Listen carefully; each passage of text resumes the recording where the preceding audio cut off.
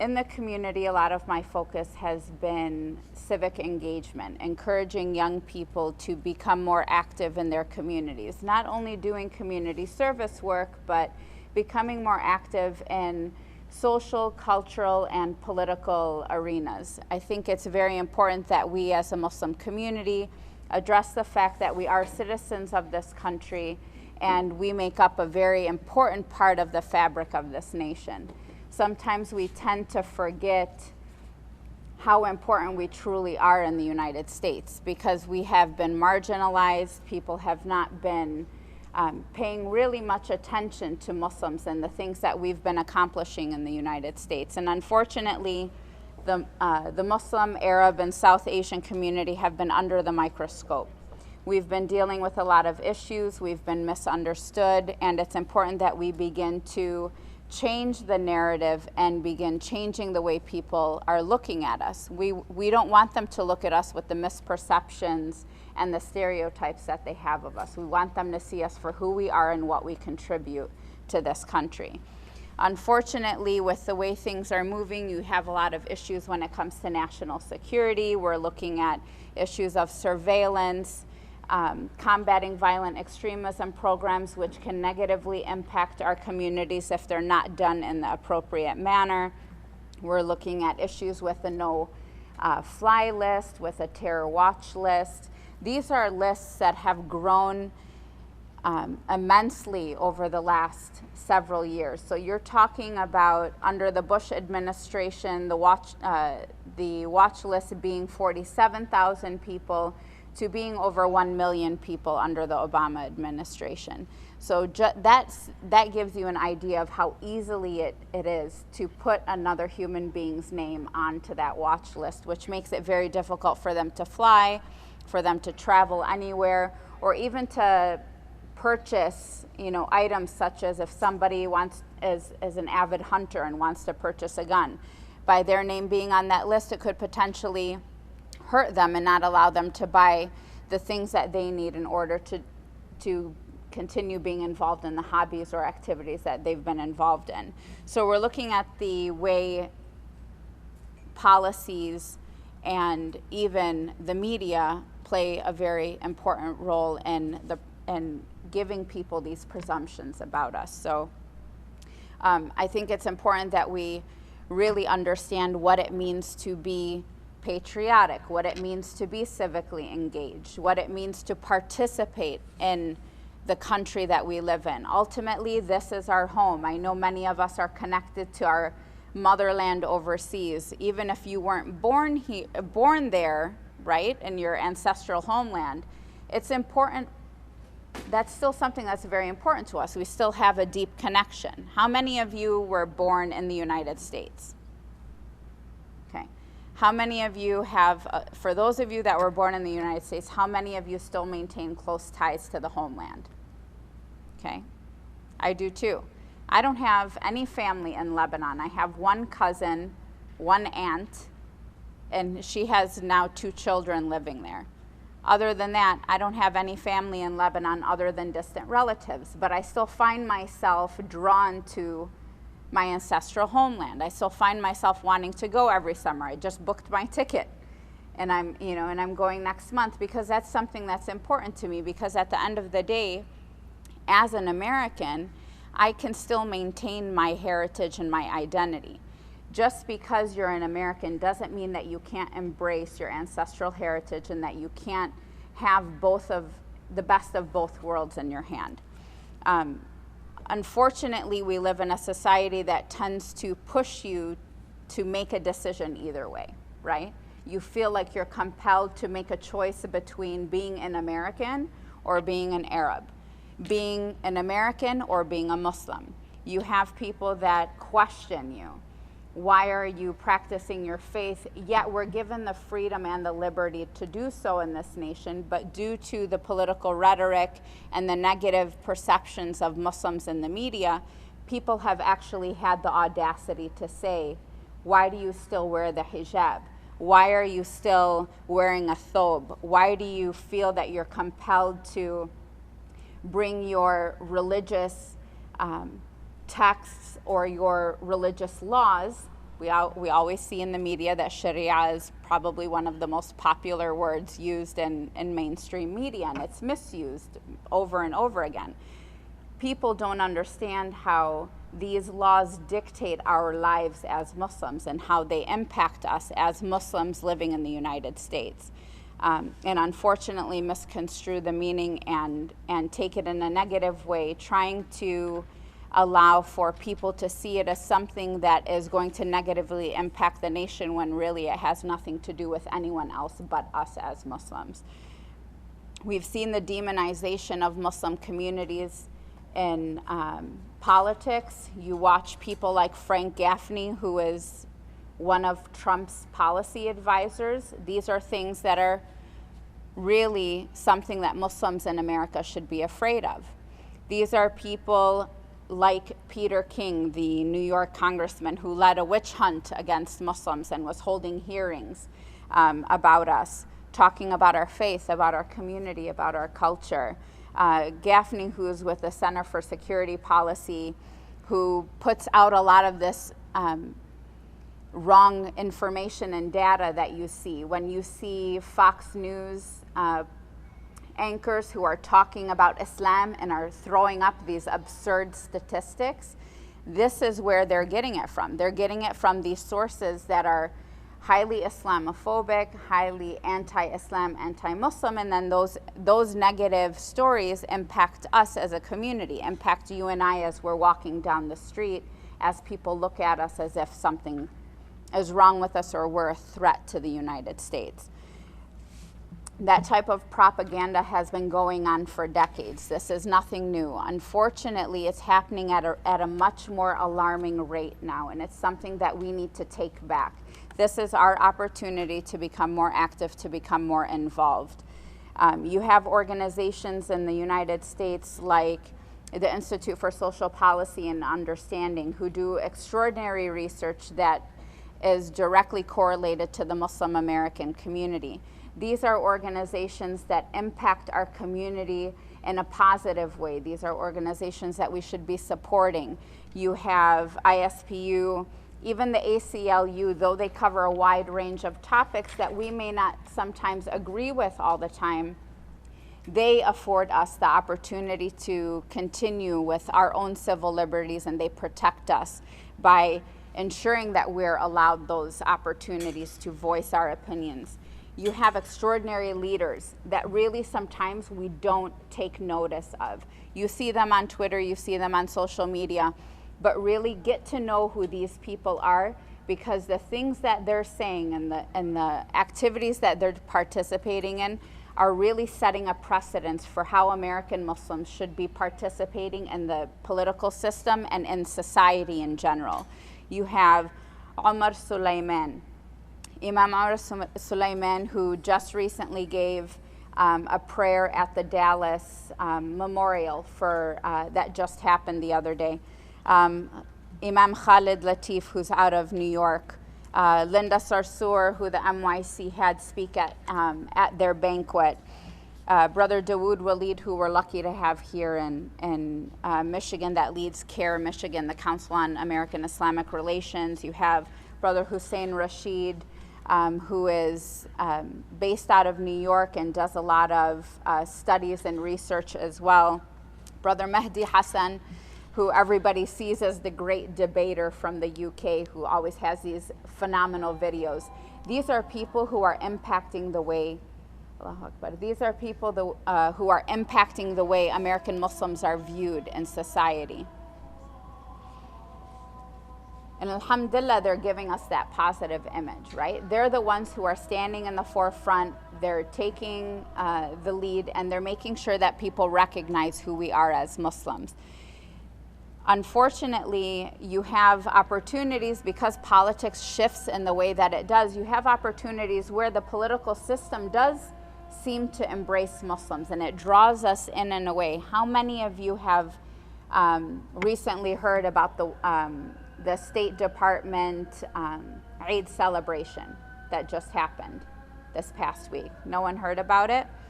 So State Department has been hosting Eid celebrations, and usually the White House holds an iftar, and this, I believe, was started under President Bush. As much as we may disagree with President George W. Bush's policies and some of the decisions that he made during his presidency, one of the greatest things that he did was he stepped up to the plate and acknowledged the American Muslim community and embraced them during a time where things were really turning against us very quickly. And he made that effort to consciously go into mosques, have conversations, and address the congregations and the American Muslim community, and then began hosting iftars at the White House, which brought national Muslim American leaders to the table to discuss issues.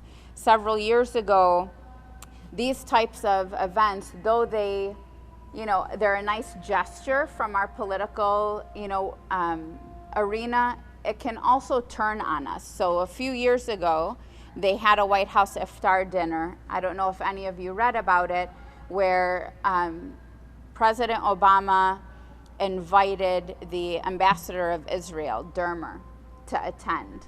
And at this iftar dinner, which is supposed to highlight the extraordinary works of American Muslims on a national, in a national setting, invited Dearborn to come to this iftar, the ambassador of Israel, and actually at the iftar dinner had the audacity to say to attendees that Israel had the right to defend itself as Gaza was going through this onslaught of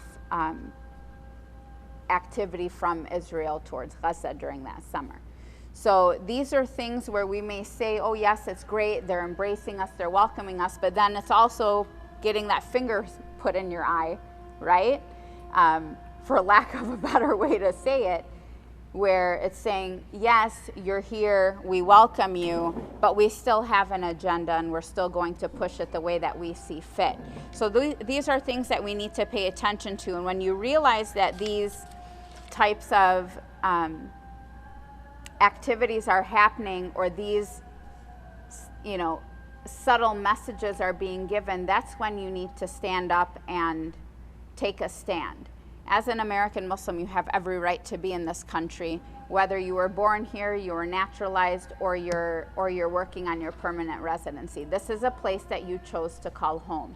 And in order for us to remain active, to remain engaged, you need to begin understanding the way the political process works, because the only way we can move forward is if we understand that process, because that process dictates everything that we have to deal with when it comes to American society and the laws that we obey in this country. Now, who can tell me what it actually means to be a patriot? What does being a patriot mean? Without using Dr. Google. Yes. Loving your country. Loving your country, and what else? It means to love your country and what? I think actively serve it, defend it, fight for it. Okay? That's what patriotism is. How many of you are patriotic? Consider yourselves patriotic. It's a reality, but at the end of the day, being a patriot doesn't just necessarily mean that you're living here, you've chosen this country, but it means you're willing to defend this country, whether it be verbally, physically, politically, socially. You're willing to defend this nation. This is a nation that you call home. Now, how many of you would say that you're patriotic towards your ancestral homeland? Right?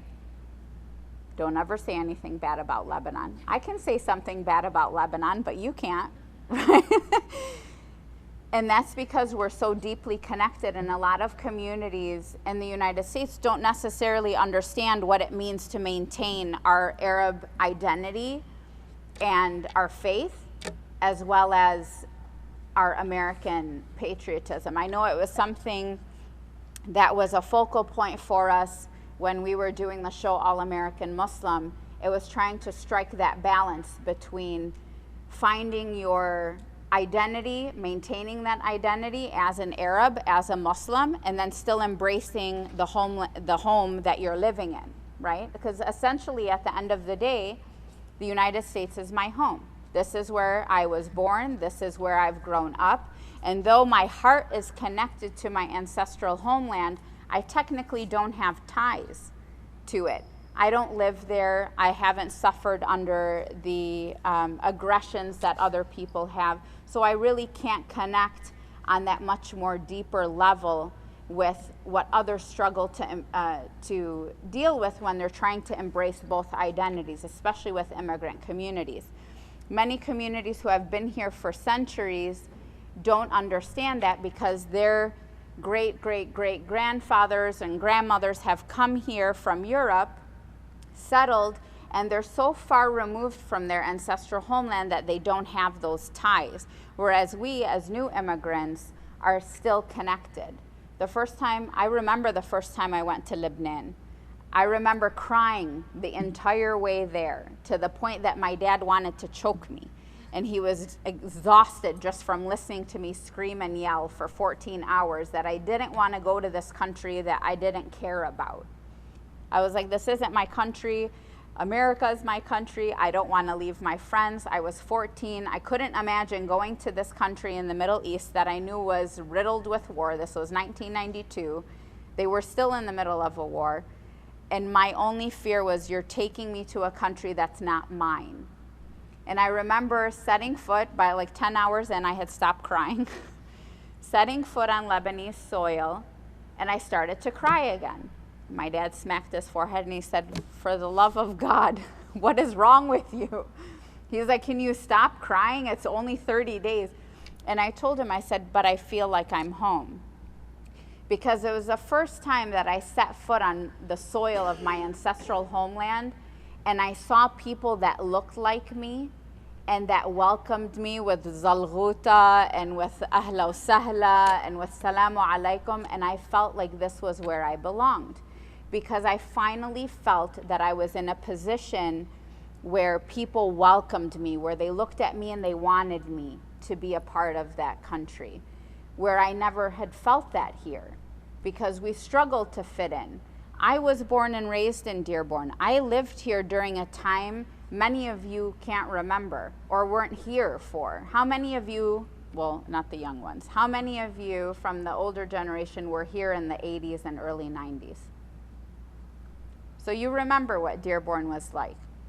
Dearborn, we had one butcher, one grocery store, 2 restaurants.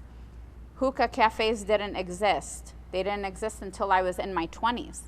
So this was a very close-knit community, very closely tied together. We worked together, and we were afforded opportunities in this country that our ancestral homelands could not give these families, which is why they came here during war. And as they came here, they became a part of the fabric of this country. And that's when they started to realize how important it was for them to be active. I remember as a child in the 80s, Dearborn public school system didn't get off for Eid. This is how activism started in our community. So Eid was not a day off for students in Dearborn public schools. We had to fight to just get the day excused so that for those of us who had perfect attendance, and we waited anxiously for that little certificate that told you had perfect attendance for the entire school year, we were devastated if we had to take a day off. Activism began in the early 80s here in Dearborn as the Arab community began to rally around getting Muslim students an excused absence so that it wouldn't affect their perfect attendance record. This is how things got started. And this is when the community really began to realize that their voice mattered and they had to make an impact in some way to help the youth who were struggling and dealing with addressing their faith, their culture, and being an American. My mom and other parents in the community spearheaded.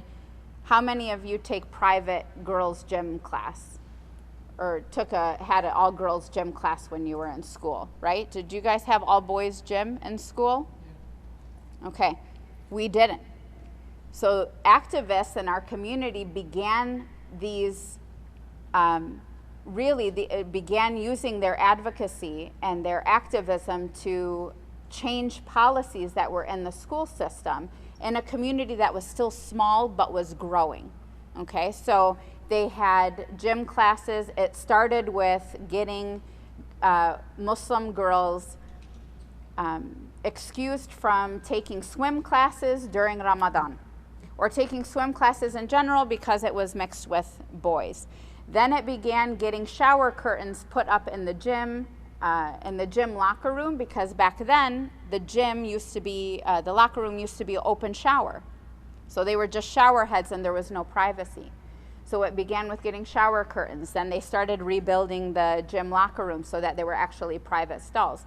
These are those little steps that started to happen in this community that really began to change the way people were looking at Dearborn, because Dearborn was spearheading some of these initiatives.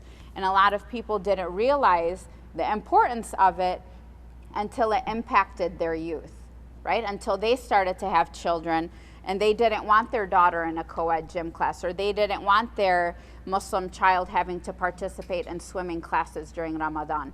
This is when people began to realize that there was nothing wrong with maintaining your civil rights and your civil liberties while still embracing your faith and your heritage, that it was okay to find that balance between both and still be able to fight for your rights as an American, because that is what you're entitled to do, and still know that you are given that freedom to practice your faith, and that because we have a community that was growing, that it would allow us the opportunity to rally behind certain issues that would ultimately help us in moving forward in society. So as the community grew, and as many of you were born and started to grow up in the community, you had the luxuries that we weren't afforded at the time.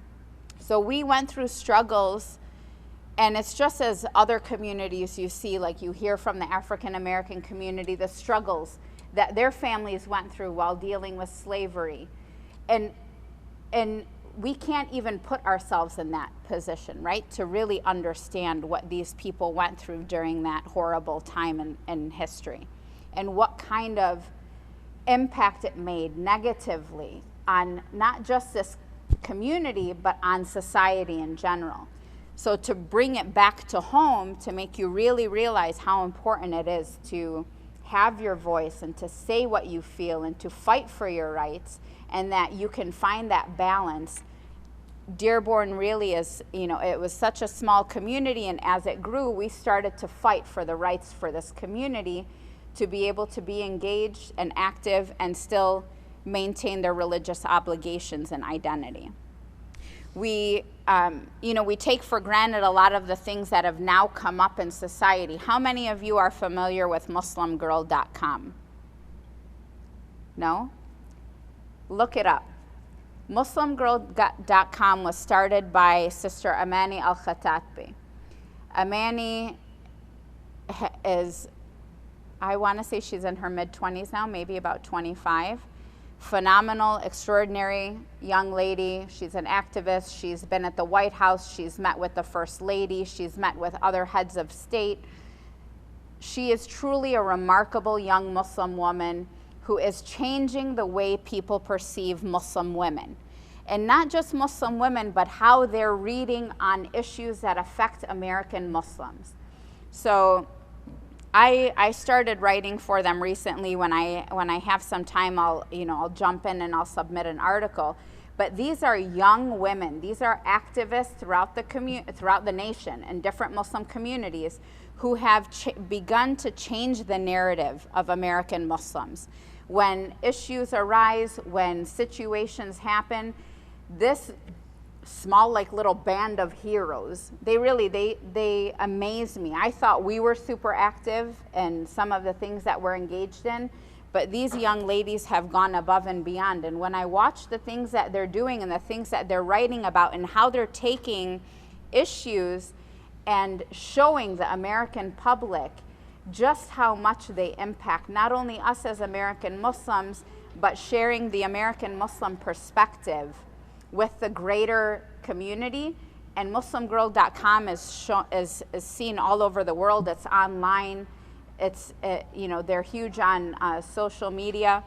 These are articles that you can read of how American Muslims are thinking and how and some of the difficulties they're facing and addressing issues that affect us as Muslims, affect us as people of color, affect us as people of faith, and how they affect us as Americans. How many of you realize how important civic engagement is in your faith? How many of you are familiar with some of the things that are written in the Quran or some of the things that Rasulullah sallallahu alaihi wasallam has stated actually in Islam? Do you actually know some of the things that have been said about civic engagement? So a portion of chapter 3, verse 110, it says, "You are the best nation, produced as an example for mankind. You enjoin what is right and forbid what is wrong and believe in Allah." What does that mean? To enjoin what is right and forbid what is wrong. Isn't that a part of social justice? That's a part of engagement, right? And here, as American Muslims, we need to realize that that part of social justice impacts us on a daily basis, and this is something that our faith tells us to do. So you're compelled as a Muslim to be socially, religiously, culturally just. You're supposed to look at the world and look at it from a view of justice. You're not supposed to try and disenfranchise people or continue perpetuating misperceptions and stereotypes. You're here to make the world a better place. That's what God subhanahu wa ta'ala has asked of you. He has asked you to do what is right and forbid what is wrong. And we don't realize how important that is. And sometimes we need to take a step back and understand that God has chosen us to continue to fulfill a series of prophecies that have been brought down over time, and that we are foot soldiers. We're here to continue a message, to continue spreading that beauty of Islam, to show people the reality of who we are as Muslims and the impact that we've made, not just here as Americans, but the impact that we've made on society and on the global community, because Muslims have truly done extraordinary things. I know you always see those memes in social media that will tell you, oh, if you didn't have Muslims that you want to ban and send back to wherever they came from, or people who are actually, whose hearts are just hardened and very dark and say that we need to bomb them and get rid of all of them, that there should be a mass exodus of Muslims from the globe, you would have lost a lot of things. How many of you can tell me what Muslims have brought to the world? Algebra. How many of you hate math? You can thank a cousin, right? What else? What else have we given the world? I believe soap. Coffee. What else? Astronomy. There's literally lists of things that Muslims have done. Structures, like electricity. I know we've had our hand in a little bit of everything. So if Muslims were to be annihilated and removed from society in general, what would have brought, so we have Google here, surgery. There have been tools that were used during Islamic societies over the centuries that were being patented only less than 100 years ago, but they were being used thousands of years before. So the Muslim community has contributed greatly, and we need to begin engaging the American community and Western societies in really understanding who we are and what we've brought to the table. That it's not just about the fact that we're here, we follow our faith, this is our holy book, but the fact that we've actually done extraordinary things. It says in the Quran, in a portion of chapter 5 and verse 2, it says, "And cooperate with each other in matters of goodness and righteousness. And do not cooperate with one another in sin and hostility, and fear Allah. Indeed, Allah is severe in punishment." How many of us get angry when we see the things that are happening in society? We take to social media, we voice our concerns, and sometimes they're very hostile, right? People get angry. Emotionally, you react. But at the end of the day, what are people waiting to see from you? What is the general American public that's non-Muslim waiting to see from you as an American Muslim? Sorry? An apology. They want your apologies. They want you to condemn whatever it was that was happening. Somebody went into Subway and didn't pay the full price of their sub. You need to condemn the fact that that guy didn't pay his full price of his sub, and we had to stand in line for an extra 10 minutes waiting for him to find change. Like, there's so much ridiculousness that they've made American Muslims feel like you have to apologize for absolutely everything. Do you feel compelled to have to apologize? As a patriot, what is your duty? To be a good citizen. Your duty as a patriot is to be a good citizen, to abide by the law, to fight for the laws, right? So as an American Muslim who's being negatively impacted by policies, by negative media stories, by people's misperceptions, my duty is to fight for my rights. That is my obligation as a patriot, is to fight for what it is I've been given in this nation as an American. People will always come at me when I criticize the United States or I criticize politicians. They tell me you have no right to criticize these people or to criticize the government or their policies. What is your right as an American? You can criticize your government. You can criticize the policies. It is your duty as an American to question your government, to question these politicians that are lobbying for certain policies and bills and legislation that are going to negatively impact communities of color. Unfortunately, the reality is there. There's a lot of privilege. At the end of the day, we are a community of color. Though you may check the box for white, if you fall under Middle Eastern, how many of you actually feel white when you walk down the street? I don't think I'm white. Nobody looks at me and, yay you're a great American. I struggle with having to ensure my safety, the fact that I may get approached by somebody who will have something negative to say, and I have to be equipped with a smile and some diplomacy to answer. But for me, when people come at me with something negative, me, as a patriot, I respond, sharing what my rights are. You need to know your rights. You don't know how important it is for you to know your rights. You are never too young, you are never too old. Your rights are everything for you in this country. You have every right to defend yourself. You have every right to say how you feel and to express those feelings. Unfortunately, we're put in a position where we have to express those feelings in a diplomatic manner, because you don't want to feed into a negative image that they already have, right? So in their mind, somebody looks at me and they see an oppressed woman. Oh, woe is me, Suehaila, traveling to the other side of the world. And I have people that tell me, you're oppressed. Your men keep you locked up in the house. And I was like, as I'm in China, I'm not locked up in a cage in my basement, and I'm traveling by myself as a female. People have missed the point of some of the things that they're trying to get across, right? So like right there, you look like a fool because you're saying something that really is untrue as I'm standing here before you. That's completely the opposite of the image of oppression.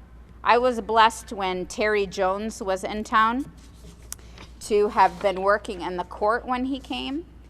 And it was funny, I was sitting at the court reporter's desk, and I'm typing away as he's chatting and talking about how Islam is a horrible religion and the Prophet ﷺ was, a horrible human being, and how women are oppressed.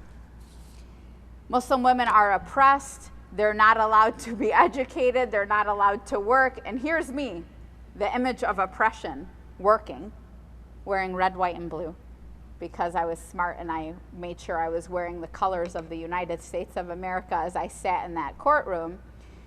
And just by my sitting there, and when he said those words, I looked up at him and I smiled because I didn't. I was like, oh, that's a good one.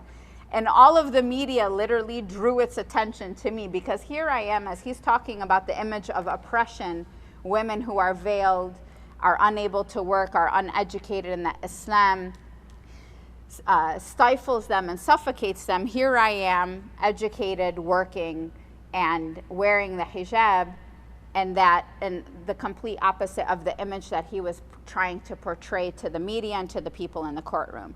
So without even saying a word, and just a simple smile, I was able to change that narrative. And it made all of the media laugh in the courtroom as he was saying this, because I just looked up and I smiled. I was like, thanks.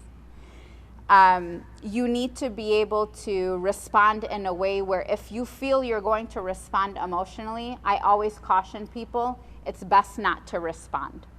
Don't respond if you're going to yell at somebody, if you're going to curse at them, if you're going to be inappropriate, because ultimately that's what they want to see from you. And as a person who's being a good citizen, that's not what you're wanting to do, right? Being a good citizen is what? Tell me 3 things of what it means to be a good citizen.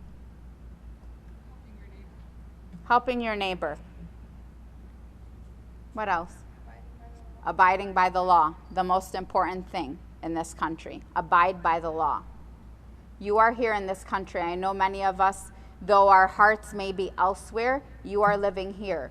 The laws here are what dictate how you should conduct yourself. We see every day on Warren Avenue, the hour before iftar, that all laws are broken when it comes to driving, because we want to get to where we need to go. No one's wearing their seatbelt. You're halfway jumping out of the car as it's still in motion to grab your hello before you have to get to somebody's house. This is reality. But at the end of the day, you are obligated as an American, whether you're a resident or a citizen, to abide by the laws of the land in which you live. Now, if I go to Saudi Arabia, for ladies, what is the first thing you do when you go to Saudi Arabia? You have to cover. I went on business. I've been to Hajj twice, alhamdulillah. But when I went on business, they graciously told me on the phone, we'll have an abaya waiting for you at the airport when we pick you up. I said, thank you, I have my own. I appreciate it. I'll see you there. But I am traveling to a land where I need to abide by their laws. These are the laws of that country. I am going to abide by them as I'm there in that nation. And that's what is expected of us as Americans. Not just as Americans, as visitors. For those who have family that come here and they feel that they're exempt, you're not. When you're visiting a country out of, whether it be courtesy, consideration, you're following the laws of the land. In order for you to be considered to be an engaged and a good citizen, you are to follow the laws of the land in which you're living. And if you're living here in the United States, there are laws that you abide by. But those laws also afford you liberties that you may not have elsewhere. Right or not? You can be when I was in Saudi Arabia, when I was in Hajj, perfect example. I was in Hajj in 2013 and our group was attacked in Hajj. It was a horrible experience. We literally left Mina running for our lives, fearing for our lives. But at the end of the day, I took to social media and Hajj Hassan came and pulled my phone out of my hand and he was like, you're gonna get us killed before we get out of this country. Be careful what you post, hashtagging Saudi Arabia with it. And I didn't realize what he was saying until I left the country, and then I saw what could possibly have happened to me had I been in the country and was bashing the country that I was in. And this is a reality. It happens in the Emirates. You're not allowed to bash the Emirates. The Emirates can come take you away, and good luck anybody finding where you are. Those are laws of those countries, and you need to abide by them just like you need to abide by them here. And there's nothing wrong with following the laws of the land. Your faith is always of the utmost importance, right?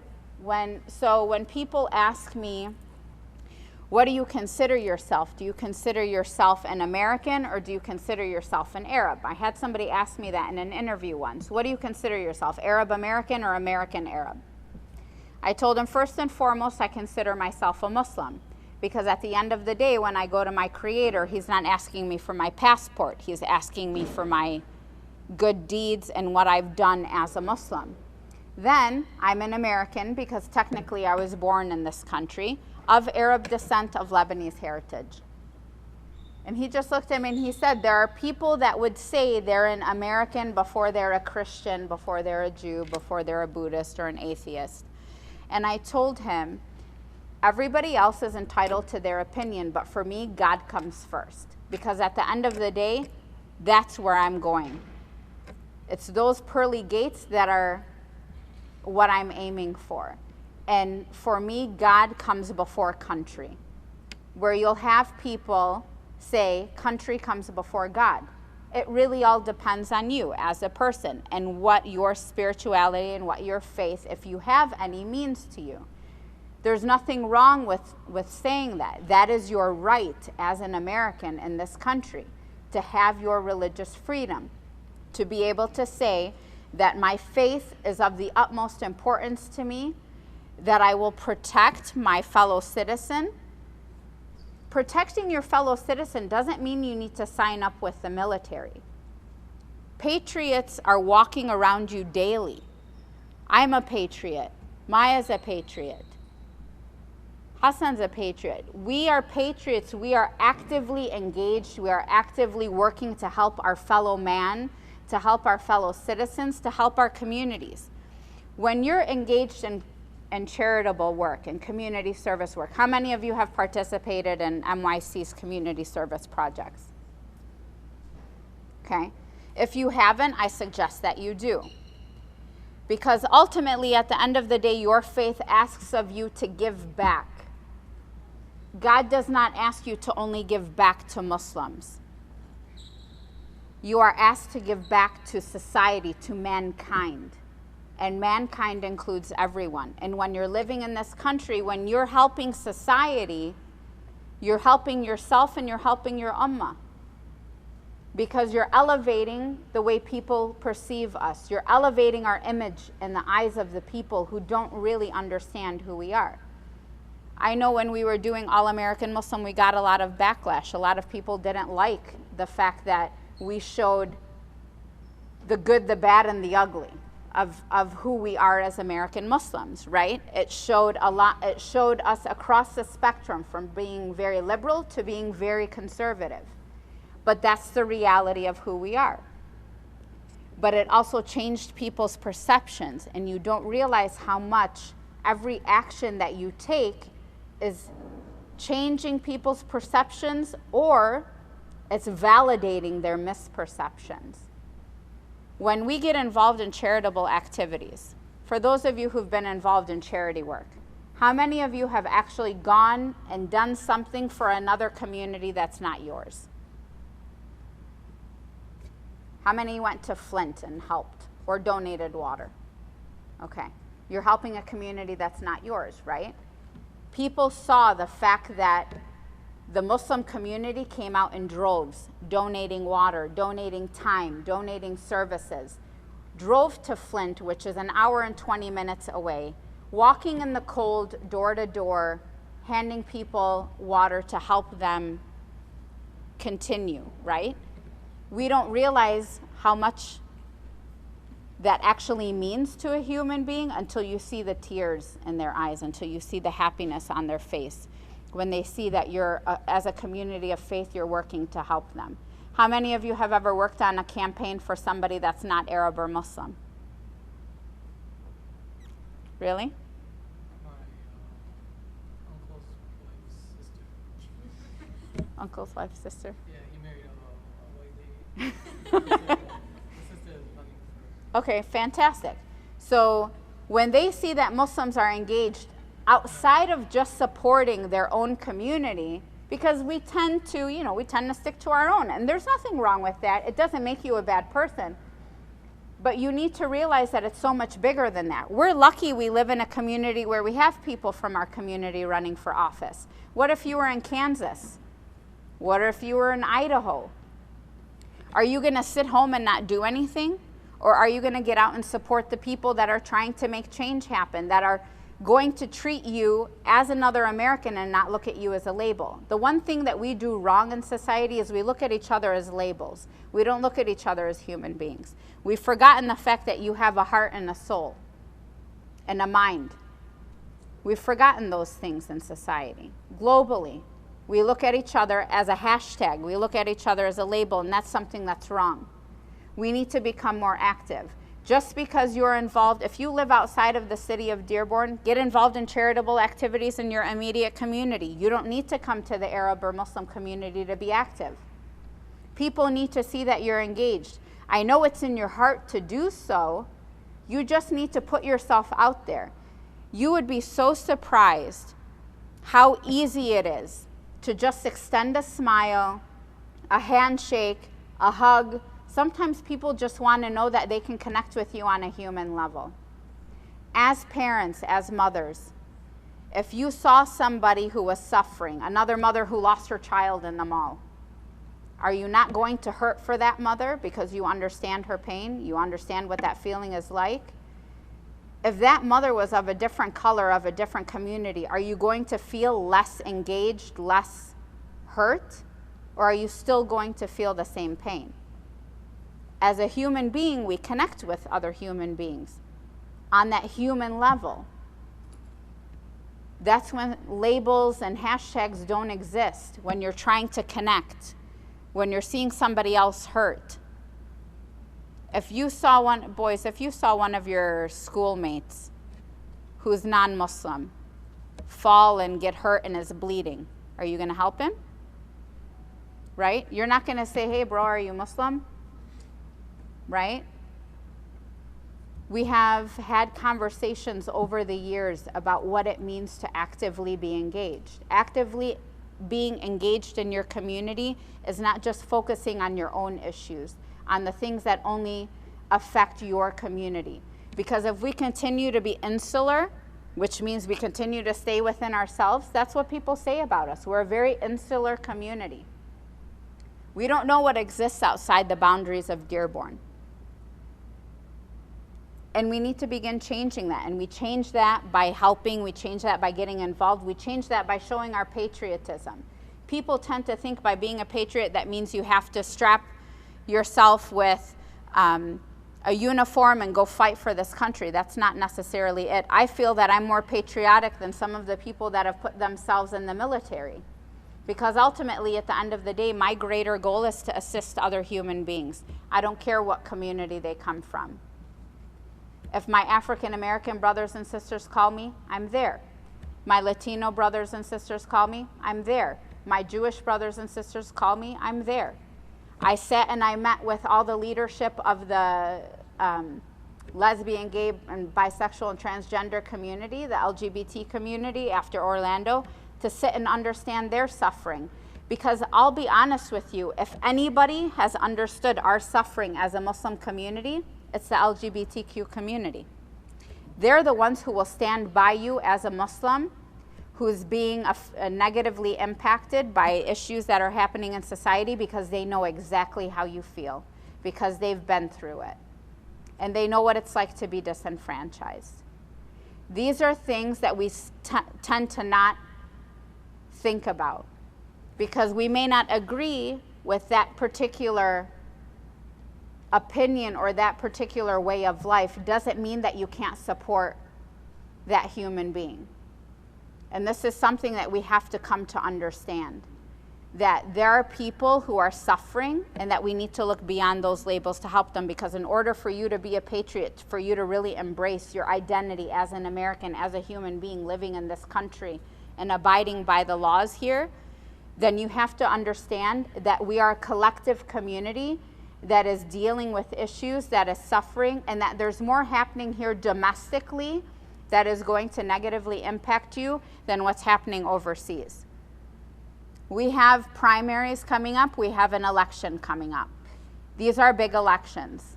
These are times when you need to have your voice heard. And I know we feel disenfranchised and we think our voice isn't always heard, but it is. And if we continue to sit at home and watch our soap operas on TV and not be concerned with what's happening domestically, we're going to continue to allow these negative things to happen. And we're going to allow them the pathway to continue moving forward. We need to be able to look ahead, look at the reality of the situations that we're dealing with. I don't tell people to go out and condemn anytime there's something happening. My heart bleeds for the people of the world globally. I posted, my heart is bleeding for humanity, hashtag, for Nice, for France. It doesn't mean that I'm condemning what happened, because if I condemn, I'm taking some kind of responsibility for what's happened, and that has nothing to do with me. It has nothing to do with my faith or my community. But there's nothing wrong with understanding what other human beings are suffering with.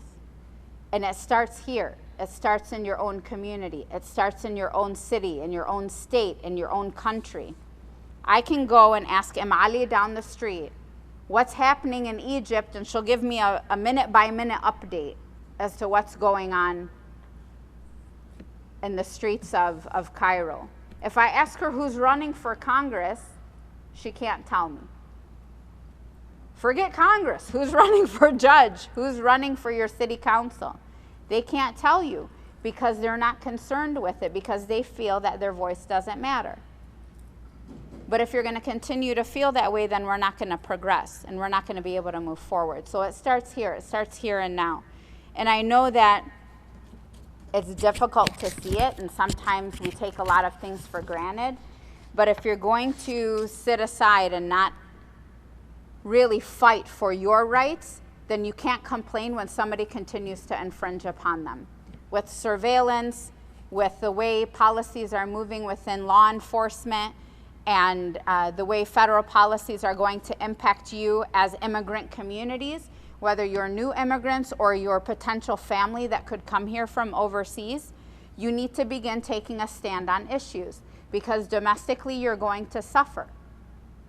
And it's not a joke. You have presidential candidates who feel that they've found a platform in this country, and they're getting egged on and they're getting supported, where people are saying it's okay to ban Muslims from this country until we figure out what's going on. That it's okay to give people a test to see if they believe in Sharia law. You actually have politicians, people of status, of stature, who have hundreds of thousands of followers, who are on a national platform and a global platform saying these things. And if you continue to sit at home and not pay attention to what's going on around you, it's going to continue negatively impacting you. And before you know it, you'll be on the first plane out of here.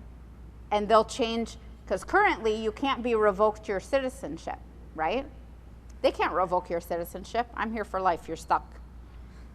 But at the rate things are going, and if we continue to stay silent, God knows. What if somebody then begins to put a policy in place where they can reject your citizenship? Then what? Then you're going to say, oh, I didn't know. I wasn't paying attention, when it's too late and things can't be changed. If we don't band together as a community and move forward as a united community, we continue to divide ourselves. Dearborn alone is divided. We're watching it in our elections. It's ridiculous. It is probably one of the most disturbing things that I actually see.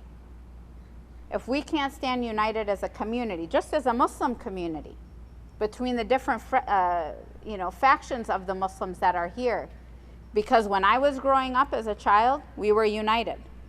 We worked together. The mosque had people from all different backgrounds. You didn't have this mosque for this group, that mosque for another group, this mosque for that imam, another mosque for another imam. The community was a united community. We worked together on issues, and we've become fractioned over the years, and we need to bring it back. We need to rein it in. By you talking to your friends, by you engaging, and sometimes you think you're too young, you're not. I started getting active when I was 12 years old. I was speaking in front of hundreds of people at the mosque at community dinners, at functions when I was 14. Because I knew at a young age, because I had parents that were active, I knew that in order for me to begin helping to move our community forward, I needed to get started at a young age. And that work took me globally. It's all about changing perceptions. You want to engage people. You want them to see you for who you are as a human being, and then for them to truly understand what it means to wear hijab, what it means to embrace Islam, what it means for you to be a young man growing up in America as a Muslim. How are these policies negatively impacting you? How is the media changing the way people are perceiving you? Because there's so much negativity. How are you going to make that first step in changing the way people see you?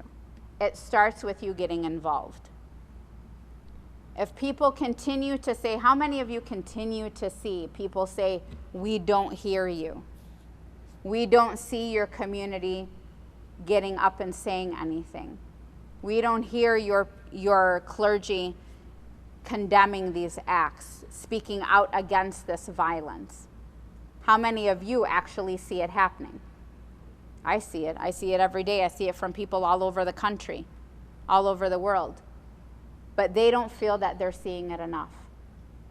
So when you begin to change the way people are looking at you simply by a handshake or a hello, when you're walking by someone, it's going to start changing the way people look at you. But the most important thing is for you to be engaged. If you're not going to be engaged, honestly, there's no reason for you to be here. Why be in this country? If you're not going to actively get engaged and be a part of the fabric of this nation and understand your civil liberties and everything that you've been afforded here in the nation, the opportunities, your civil rights, the ability to get a job, get an education. If you're not going to take advantage of the things that have been offered to you, why be here? So you need to begin looking at things through a different lens and understand that just because you're helping doesn't mean that you're helping. You don't want to be just helping your own community. You want to be helping society in general. So start to get out. Start to let people see you. I know it's sad to say that you need to let people see you, but it's important. Let them see that we're a community that's not only elevating ourselves, but we're elevating the rest of society. Because when we begin to elevate each other, we're going to move forward as a collective group. And that collective group will begin embracing you and seeing you for who you are, an American, not seeing you as a label or an image of your faith. Okay, so all I ask, I think it's important that people realize that patriotism isn't just about defending your country, but it's about defending your fellow man, your fellow citizen, about supporting them, their right to say what they need to say. I've had people yell and spit in my face, and I tell them, thank you for sharing your freedom of speech. Now I'm going to share mine, and I tell them what I think, and I try to stay as diplomatic as possible. I had a guy throw a beer bottle at me while I was walking in the airport, and I took a napkin, and I picked it up, and I put it on his table, and I said, you dropped this, sir. And he looked at me, and he's very belligerent, and he was yelling and screaming at me. And I told him, I said, your mother must be waiting anxiously at home for your arrival to kiss that extraordinary mouth of yours. I go, I'm sure she's very proud of the gentleman that she's raised. And he had nothing to say. And in fact, when you respond in a diplomatic manner, like I've had people yell at me to take that rag off your head. I've traveled all over the country, all over the world, so a lot of things happen to me. I'm happy it happens to me because other people may not respond in the way that I respond. But as I had a guy yelling at me to take that rag off my head, and I responded with him that I appreciate him sharing his opinion, but that it's not a rag, and that this is what my scarf actually means, and that if he's a Christian and he believes in the Virgin Mary, that he should ask her why she's wearing a rag on her head. It had other people turn around and begin to yell at this person, right? And then they came to my defense because they saw that I was responding in a diplomatic way, with kindness, with love. That's what we're taught, with charity. Islam teaches us to love mankind, to be just, to be righteous. It's very hard to do. I'll be the first one to admit I mess up all the time. But the one thing I try to do is maintain that patience in times that are trying. And all you can do is begin to take those steps forward to begin changing the way society is moving. And instead of moving in a negative way, let's start moving it towards something more positive. Okay? I hope you all get out and vote. For those who can vote, if you're not registered to vote, shame on you. You need to get registered. And I'm sure MYC can get you registered or show you how. But really, your voice does matter. And at the end of the day, you know, that disenfranchisement, it'll go away. Unfortunately, we are suffering. It's the reality of the day that we're living in. But if we continue to be more mindful and more focused on what matters as Americans, and to realize that there are issues that are happening right under our nose that we don't even know about, then we'll be able to start changing the way that our community is moving, because sometimes I think we're regressing instead of progressing. So begin to get involved, get active, start looking outside the box. And most importantly, vote. And if you can't vote, for those of you who are too young to vote, get active. Start understanding what it means to be a part of a campaign, to be a part of a process. Even go with your family while they're voting, just so you understand what that process actually means. It'll be a benefit to you as you get to understand what voting really means and what campaigning actually means for a person who's running for a public office. Okay. Assalamu alaikum. Thank you for having me. And inshallah, hopefully we'll get to get together in more happy times and be able to share more celebrations. I think there's so many more things that we can honestly do to celebrate one another and a lot of the extraordinary things that we're doing. So I look forward to other opportunities to engage in conversations with you. Okay? Assalamu alaikum.